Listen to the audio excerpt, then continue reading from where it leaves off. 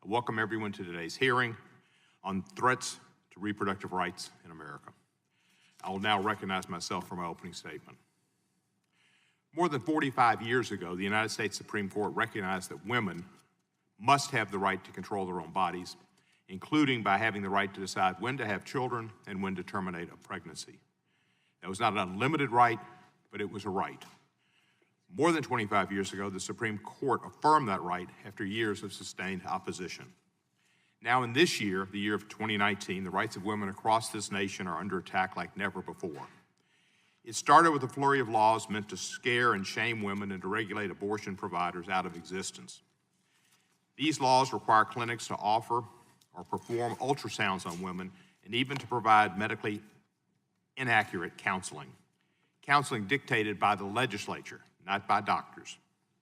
They demean women by imposing, quote, waiting periods, unquote, and some, such as my home state of Tennessee, compound the obstacles and red tape by requiring women to travel to a clinic to receive the state's mandated lecture, written by our General Assembly, about her body in person, then undergo a waiting period, and then travel back for the appointment. Other laws also enacted under the guise of protecting women have attempted to shut clinics down by requiring doctors to obtain admitting privileges at nearby hospitals and requiring the clinics to outfit themselves like surgical facilities. Ironically, because abortion is such a low-risk procedure, doctors are often unable to meet the requirements for admitting privileges because few or none of their patients ever require a hospital visit. In Alabama, as Dr. Yashika Robinson will note, the state passed legislation that required her clinic to relocate to a new facility so that it could meet burdensome new physical requirements. Then when the relocation was complete, the state passed a law to try to chase the clinic away again by prohibiting it from operating next to a nearby school. It was only through the intervention of a federal judge that the clinic was allowed to stay open.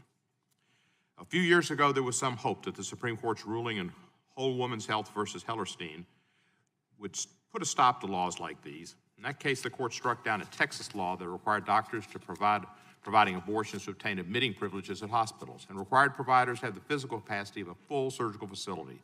The Supreme Court, with Justice Kennedy joining the majority opinion, held that these requirements had no medical benefit for women and would serve only to close down clinics, leading to particularly harsh results for poor women and women in rural communities.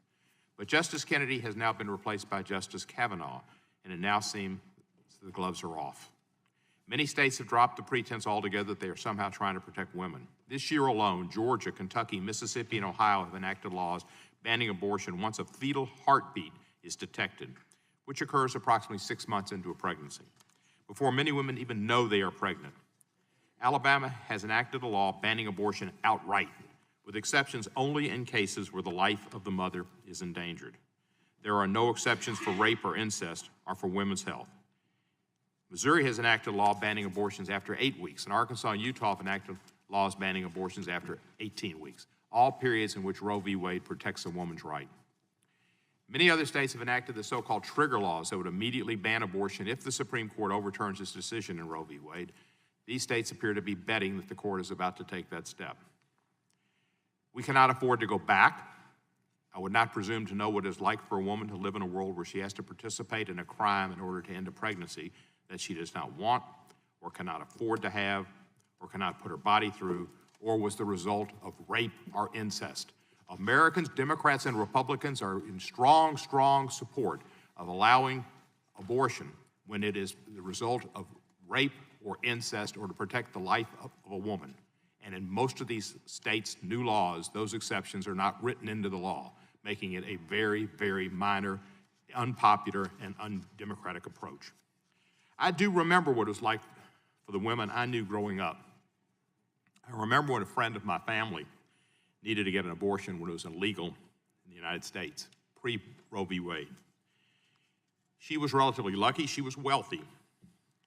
So she was able to fly across the country to California and go to Tijuana. And it made me realize I was only 14 or 15 years old, what a poor person would be in the circumstance they'd be in. They'd be out of luck because they couldn't afford that first-class air ticket or the coach-class air ticket. But air tickets were expensive in the 60s, and to go cross-country and go to Mexico was an expensive ordeal, which people of means could afford to do. people not of means could not. This had a disparate impact upon poor women, women of color, women in rural communities who couldn't take the time off or had the money to make that trip. If states are allowed to outlaw access to abortion again, these laws will doubtless have that disparate impact on these groups of women, just as it was when it was illegal before Roe v. Wade. Women are fighting back. Our witnesses today include 2 legal experts who are raising awareness of these issues, one of whom is fighting day after day to keep these clinics open. We'll also hear from 2 physicians who provide reproductive health care to patients, including abortion care when necessary. And we have 2 women with the courage to share their own stories about receiving abortions, because they have recognized how important it is to destigmatize this subject and stop shaming women for their choices and medical histories. I thank our witnesses for being here today. I look forward to hearing from each of the women on the panel about this critical and timely subject. It is now my pleasure to recognize the ranking member of the subcommittee, the gentleman from Louisiana, Mr. Johnson, for his opening statement.